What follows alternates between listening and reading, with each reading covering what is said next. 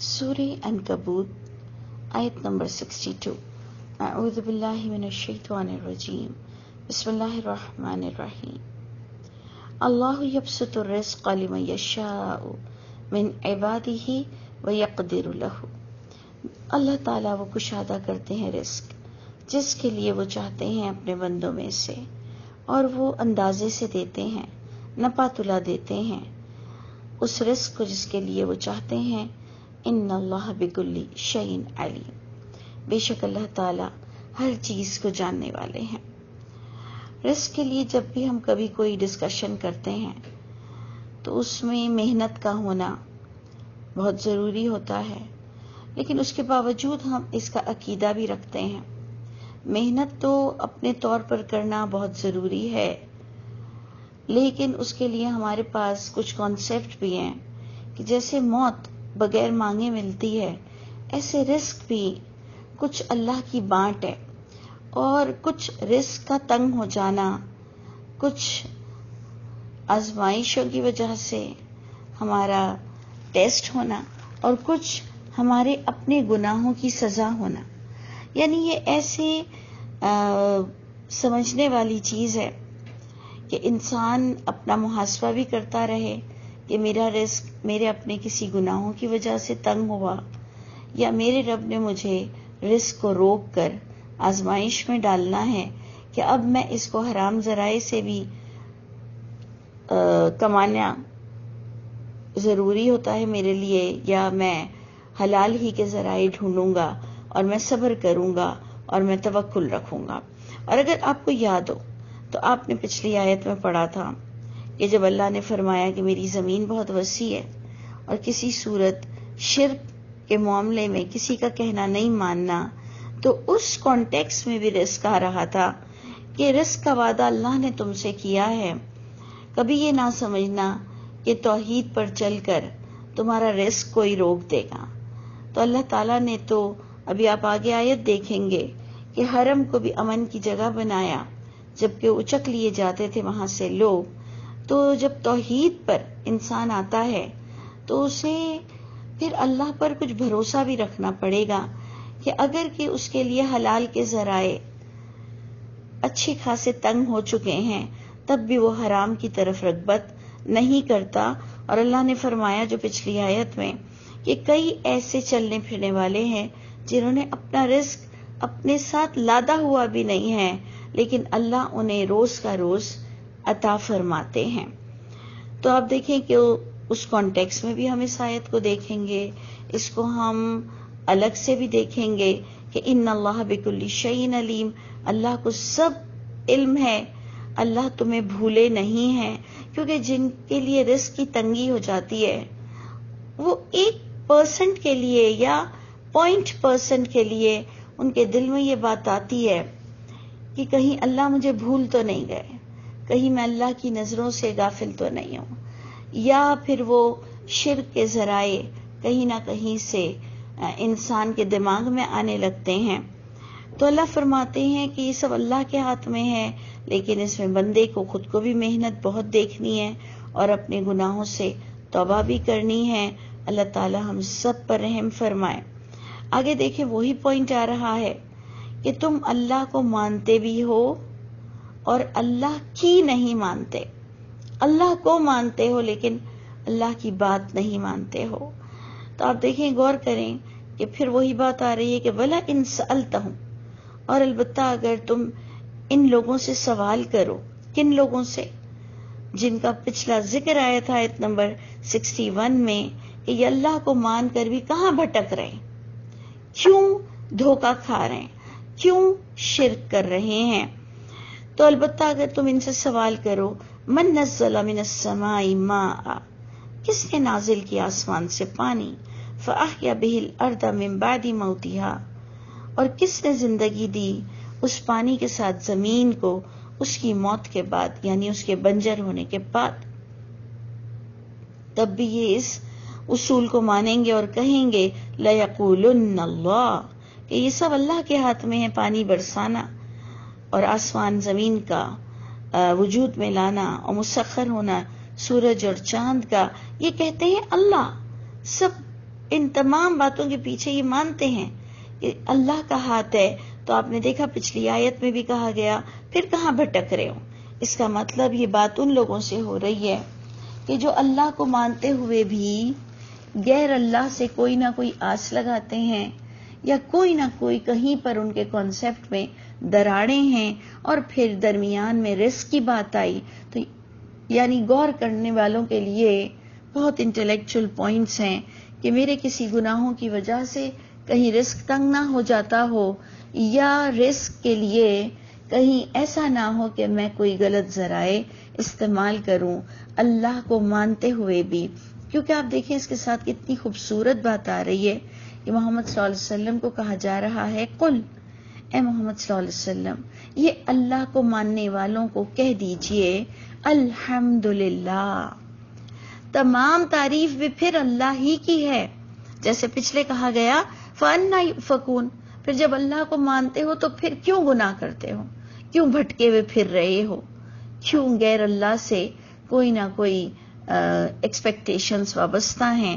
اس میں بھی یہی کہا جا رہا ہے. تو پھر جب تم یہ مانتے ہو کہ پانی بھی اللہ برساتے ہیں تو مان لو کہ تمام تعریف پھر اللہ ہی کے ہاتھ میں ہے. بعد میں قیامت کے دن بھی بچانے والے اللہ ہی ہیں. اللہ کے آگے کسی کو بولنے کی ہمت نہیں ہوگی. لیکن آگے آیت کچھ اس طرح سے اینڈ ہوتی ہے بلکہ بات یہ ہے کہ اللہ کو ماننے والے لوگ اکثرہم لا یعقلون، ان کی اکثریت، ان کی میجورٹی عقل سے کام نہیں لیتی ہے. تو اللہ تعالی ہم سب کے لیے اس زندگی کو آسان فرمائے، رزق کو کشادہ کرے، کیونکہ یہ وہ لوگ اچھی طرح جانتے ہیں جن پر رزق تنگ ہو جاتا ہے اور وہ ان باتوں سے بڑے گھبرا جاتے ہیں اور کہتے ہیں کہ ہم کیا برا کر رہے ہیں، ہم اللہ کو تو مانتے ہیں. تو ٹھیک ہے، ان کو تھوڑا اور برداشت کرنا چاہیے، اپنا محاسبہ ہر وقت کرتے رہنا چاہیے تو اللہ کی غیب کی مدد آئے گی. لیکن بات یہ ہے کہ تمام کے تمام اتھارٹی اللہ کے ہاتھ میں ہے. ہمیں اپنا محاسبہ ضرور کرنا چاہیے کہ ہم کہاں پر اللہ کے رولز بریک کر رہے ہیں. اور دیکھیں اسی کے ہی ساتھ آگے سمجھایا یہ جا رہا ہے کہ وَمَا هَٰذِهِ الْحَيَاةُ الدُّنْيَا إِلَّا لَهْوٌ وَلَعِبٌ، نہیں ہے یہ دنیا کی زندگی مگر کھیل اور تماشا ہے. وَإِنَّ الدَّارَ الْآخِرَةَ لَهِيَ الْحَيَوَانُ، اور بے شک یہ جو گھر آخرت کا ہے البتہ یہی خاص زندگی ہے. حقیقی زندگی تو آخرت کا گھر ہے. اگر اس کو بھی آپ رزق سے جوڑ لیں کہ اے انسان تو رزق کے پیچھے اللہ کے اتنے قانون توڑتا ہے تو کچھ دیر کے لیے تو سوچ کہ آخرت کی زندگی کا تباہ نہ ہو جانا. آخرت کی زندگی دراصل انسان کی کامیابی ہے. یہ دنیا تو ایک کھیل اور تماشا ہے. ہم بڑے حیران ہوتے ہیں یہ آیت پڑھ کر کہ کہیں تو ہمیں اس زندگی کی بڑی امپورٹنس بتائی جاتی ہے اللہ کی کتاب سے کہ دیکھو جو کچھ تم یہاں بوؤ گے وہی چیز قیامت میں پاؤ گے، اور یہ زندگی محض کچھ لمحے کی ہے، دن یا دن کا کچھ حصہ ہے. اس کی وجہ سے اپنی آخرت برباد مت کر دینا. تو یہ بھی آپ دیکھیں کہ دونوں کانسیپٹ سے ٹکرا رہا ہے، مل رہا ہے کہ رزق کے پیچھے شرک مت کرنا، رزق کے پیچھے حرام ذرائع کو مت ڈھونڈنا. اور دیکھو یہ زندگی تو چند روزہ ہے، یہ کھیل تماشا ہے. تو اب کھیل تماشا کس سینس میں لے جایا جائے گا کہ جیسے وہ عارضی ہوتا ہے کھیل تماشا. آپ کی جو ایک زندگی کے اثرات ہوتے ہیں وہ اس کھیل تماشے کو چند لمحوں کے لیے آپ صرف انٹرٹین کرتے ہو، جبکہ آپ کی پوری توجہ آپ کی اصل زندگی پر ہوتی ہے. تو اسی لیے کہا جا رہا ہے کہ اس زندگی پر اتنا مت دکھ کرو. اگر اس زندگی میں تمہیں کچھ کم ملا ہے، کہیں پر اللہ نے تمہارے لیے رسی کو کھینچ دیا ہے، تو تم اس زندگی کے پیچھے جس میں تمہیں جو کیریکٹر دیا گیا ہے وہ بہترین طور پر نبھا لو. آپ دیکھتے ہیں کہ کوئی پروگرام میں کیریکٹر نبھانا پڑتا ہے، نہ کہ بادشاہ کو صرف ایوارڈ ملتا ہے کہ جسے کوئین بنا دیا جائے یا کنگ بنا دیا جائے تو اسی کو ہی ایوارڈ ملے گا اس کی کارکردگی پر. ایسا نہیں ہوتا. ایک عام پروگرام میں پارٹیسپیٹ کرنے والے نے، ایک جھاڑو والے نے بھی اپنا کردار بہت اچھا نبھایا ہوتا ہے تو اسے ایوارڈ ملتا ہے. بالکل اسی طرح اے لوگوں، تمہیں اللہ نے جو سٹیٹس دیا ہے اس سٹیٹس پر رہ کر اپنے رب کی اطاعت کرو. دیکھو یہ دنیا گم ہو جانے والی چیز نہیں ہے، اس میں تم اپنی آخرت کا سودا مت کر دو. یہ تو ایک کھیل اور تماشے کی طرح عارضی زندگی ہے. بے شک گھر جو آخرت کا ہے اللہ ہی الحیوان، البتہ وہ اصل زندگی، وہ اصل حیاتی ہے. لو کانوا یعلمون، کاش کہ انسان ان باتوں کو جان لے. اور آپ دیکھیں کہ آگے وہی شرک جڑ رہا ہے کہ فَإِذَا رَكِبُوا فِي الْفُلْكِ، کہ انسان کا حال یہ ہے کہ جب وہ سوار ہوتا ہے کشتی میں تو پکارتا ہے اللہ کو مخلصین لہ الدین، بالکل پیورٹی کے ساتھ کشتی میں سوار ہو کر صرف اللہ کے نام لیتا ہے اور اسی کے لیے اپنے دین کو مخصوص کرتا ہے. پھر سارے غیر اللہ اس کے پاس سے ہٹ جاتے ہیں اور وہ اللہ اللہ اللہ کرنے لگ جاتا ہے. فَلَمَّا نَجَّاهُمْ إِلَى الْبَرِّ، پس جب اللہ تعالیٰ اسے نجات دیتے ہیں خشکی کی طرف، یعنی وہ سمندر کا سفر اس کا ختم ہو جاتا ہے، مشکل سفر میں وہ اللہ کو یاد رکھتا ہے. جب وہ خشکی کی طرف آ جاتا ہے اذا ہم یشرکون، پھر وہ شرک کرنے لگ جاتا ہے. دیکھا آپ نے ٹاپک یہی جوڑ رہا ہے. انا یؤفکون میں بھی یہی ہوا کہ پھر تم کہاں بھٹک گئے ہو اللہ اللہ کر کے. پھر وہی رزق کا ٹاپک بیچ میں آیا. پھر وہی بات ہوئی کہ اس دنیا کے پیچھے اپنی آخرت کو برباد مت کر دینا، اللہ کے قانون کو مضبوطی سے پکڑنا.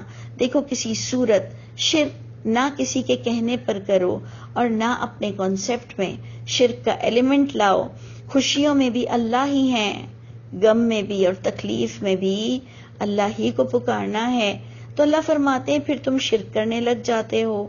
لیکفروا، تاکہ تم چاہتے ہو کہ تم کفر کرو بما آتیناہم، جو اللہ نے تمہیں سیف سائڈ کیا. تم چاہتے ہو کہ اب تم شرک کرنے لگ جاؤ، کفر کرنے لگ جاؤ. وَلِيَتَمَتَّعُوا، ٹھیک ہے جاؤ فائدے اٹھاؤ. فَسَوْفَ يَعْلَمُونَ، تم نے جو یہ شرک کیا ہے، خوشحالی میں حق مارا ہے، ظلم کیا ہے، جلد تمہیں اس کے بارے میں معلوم ہو جائے گا. اور پھر اللہ فرماتے ہیں کہ کیا تمہیں دکھائی نہیں دیتا؟ اولم یرو، کیا نہیں تم دیکھ سکتے یہ لوگ کہ انا جعلنا حرما آمنا، یہ کہ بنا دیا ہم نے حرم کو امن کی جگہ، جبکہ اچک لیے جاتے تھے لوگ اس کے ارد گرد سے. یعنی تم نے خود نہیں دیکھا کہ جب تم نے اللہ کو پیورٹی کے ساتھ پکارا، اللہ کے گھر میں تم دیکھو کہ اللہ تمہیں کتنا امن و امان دیتے ہیں، جبکہ آس پاس کیا برا حال ہے کہ لوگ اچک لیے جاتے ہیں. یعنی کتنا برا حال ہے، کوئی کڈنیپ ہو رہا ہے تو کسی کو دھمکی مل رہی ہے، تو کوئی کس طرح کے حالات سے گزر رہا ہے، جبکہ تم دیکھتے ہو کہ اللہ نے حرم کو ایک امن کی جگہ بنایا. یعنی ان دا سینس کہ تم توحید پر چل کر دیکھ لو کہ تمہیں کبھی بھی پچھتاوا نہیں ہوگا.